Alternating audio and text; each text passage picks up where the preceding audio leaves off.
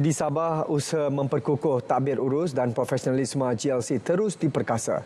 Perinciannya bersama Rita Aloysius Malik. Teruskan, Rita.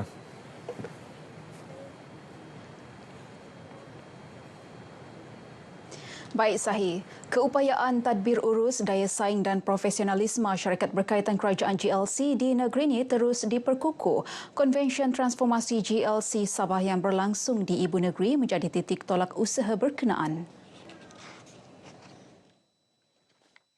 Beberapa aspek diberi tumpuan dalam konvensyen satu hari ini, khususnya integriti dan accountability. Selain pembangunan modal insan, pengurusan kewangan dan risiko, perancangan strategik, kesejahteraan tenaga kerja serta pendigitalan dan kecerdasan buatan AI. Dan saya berharap supaya konvensyen ini akan dapat memberi satu pengalaman baru ataupun satu pengetahuan baru kepada semua staf-staf daripada GLC di Sabah ini. Dan kalau boleh supaya konvensyen seperti ini kita kerap adakan bagi setiap bulan ataupun setiap 2 bulan atau setiap 3 bulan. Kerana ini demi untuk memantapkan lagi perkhidmatan. Datuk James ditemui media selepas merasmikan Konvensyen Transformasi GLC Sabah di SICC Kota Kinabalu. Konvensyen ini juga selaras dengan mandat Ketua Menteri yang menekankan pelaporan prestasi GLC setiap 3 bulan. Datuk James berharap HRD Corps dapat memainkan peranan lebih aktif menyediakan kursus khas bukan sahaja untuk GLC tetapi juga syarikat swasta di negeri ini. 500 pemimpin dan pengurusan tertinggi serta 74 GLC Sabah di bawah HRD Corp menyertai konvensyen ini. Universiti Malaysia Sabah UMS mengukuhkan kedudukannya sebagai peneraju penyelidikan sains marin dengan penjenamaan semula Institut Penyelidikan Marin Borneo IPMB kepada Institut Marin Borneo IMB. Langkah itu disusuli penubuhan Pusat Penyelidikan Oseanografi dan Pusat Penyelidikan Aquakultur bagi menghadapi cabaran perubahan iklim serta memperkukuh keterjaminan makanan negara. Naib Chancellor UMS Datuk Dr. Kasim Mansur berkata penjenamaan selaras aspirasi ekonomi biru Malaysia dan Pelan Pembangunan Sabah Maju Jaya SMJ. Beliau berucap pada majlis penjenamaan semula IPMB di UMS. Jelas Datuk Dr. Kasim, penyelidikan aquakultur membantu meningkatkan kapasiti makanan laut secara lestari, manakala penyelidikan oseanografi membekalkan data saintifik penting untuk pengurusan ekosistem dan mitigasi bencana. Sementara itu, pengarah IMB, Profesor Madya Dr. Ching Fui Fui berkata, pengguguran perkataan penyelidikan simbolik kepada peranan IMB yang kini lebih luas termasuk advokasi dasar, pemerkasaan industri dan kesejahteraan masyarakat pesisir. Dengan kepakaran yang meluas dan kedudukan geografi unik, IMB berpotensi menjadi hub kecemerlangan marin bertaraf antarabangsa. Bantuan sumbangan tunai rahmah STR Bujang yang kini disalurkan menerusi sumbangan asas rahmah SARA memberi kelegaan kepada penerima yang layak. Bantuan tersebut sedikit sebanyak membantu menampung keperluan asas harian seperti makanan dan barangan dapur. Demikian perkongsian beberapa penerima yang ditemui RTM di Ibu Negeri. Bagus ya, bantu beli barang begitu, barang keperluan lah, beras gitu. Dan barang-barang lain lah. Ada lebih untuk keringanan lah untuk beli barang keperluan begitu. And then apa yang kita perlu yang ringan-ringan tu kita dapat lah. Untuk golongan bujang memang bagus lah, orang tak ada tanggungan apa lagi kan. Bantuan ni cukup bagus untuk saya. Kalau boleh dalam keperluan ni saya boleh beli saya punya keperluan barang dapur dalam bajet 50 tu pun cukup sudahlah.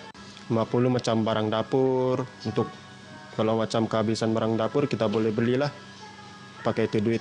Bantuan SARA Bujang ni bagus untuk kami yang bujang, untuk keperluan peribadi juga, untuk beli keperluan makanan dan harian kami.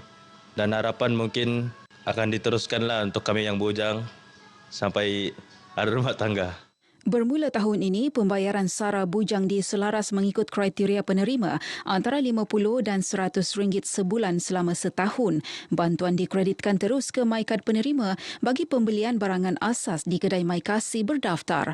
Sara bujang yang dikreditkan bermula 16 Januari lalu memberi manfaat kepada kira-kira 3.1 juta individu bujang berumur antara 21 hingga 59 tahun dengan pendapatan kasar bulanan RM2,500 ke bawah dan bukan pelajar sepenuh masa. OKU bujang berumur 19 hingga 59 tahun juga layak dengan bayaran tunai ditetapkan pada RM600 setahun.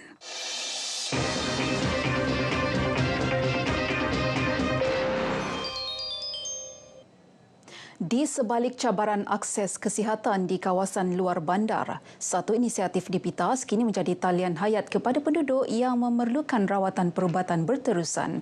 Muhammad Raid Rozlan ada butirannya.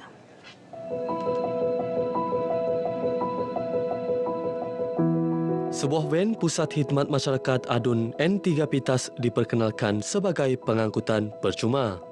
Disediakan khusus untuk membawa pesakit menghadiri temujanji hospital dari PITAS ke Kota Kinabalu.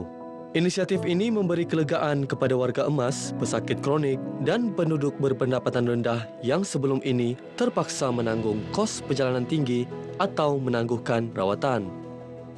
Satu kereta, tapi kadang-kadang saya tidak dapat pergi. Keadaan tiada keuangan. Kalau dari PITAS lebih juga 300. Dengan adanya perkhidmatan ini, pesakit di Dun PITAS tidak lagi terpaksa melepaskan temujanji hospital hanya kerana kekangan pengangkutan. Keperluan mendesak terhadap perkhidmatan ini turut disokong data. Jumlah pengangkutan pesakit menggunakan kenderaan jabatan dan ambulans hospital PITAS meningkat kepada 1,095 perjalanan pada 2025 berbanding 787 perjalanan pada 2024. Perkhidmatan van kepada pesakit-pesakit yang memerlukan temujanji ini memang amat diperlukan dan dinanti-nantikan oleh masyarakat dan juga rakyat di kawasan N3 PITAS ini kerana kesukaran untuk pergi ke Kota Kinabalu dalam jarak yang begitu jauh itu memerlukan kos. Penyediaan van ini merupakan janji yang ditunaikan bagi Adun PITAS selepas melihat kesukaran rakyat mendapatkan rawatan susulan. Van ini beroperasi mengikut jadual mingguan tetap 2 hari seminggu membawa pesakit dari Hospital PITAS ke hospital di Kota Kinabalu bagi memenuhi temujanji rawatan. Mereka tidak perlu lagi membayar selepas ini. Kita akan angkat dari Hospital PITAS temujanji ke Kota Kinabalu dan tunggu mereka di Kota Kinabalu, di Queen 1, Queen 2 dan juga Hospital Likas. Kos perjalanan menggunakan perkhidmatan charter dari PITAS ke Kota Kinabalu boleh mencecah sekitar RM300 bagi satu perjalanan pergi dan balik. Satu beban besar khususnya kepada pesakit kronik. Kami mencari kereta pairi sejak walaupun sakit. Susah mau cari kereta baru dapat pergi. Itu pun tambang mau RM30 satu kali jalan, 2 kali 60. Kalau pergi KK 100 lah, pulang balik 200. Sekarang temu janji tinggi darah, 1 bulan 1 kali. Penduduk setempat turut menzahirkan penghargaan atas keprihatinan yang ditunjukkan wakil rakyat melalui penyediaan kemudahan ini. Kami sebagai rakyat di N3 PITAS ini sangat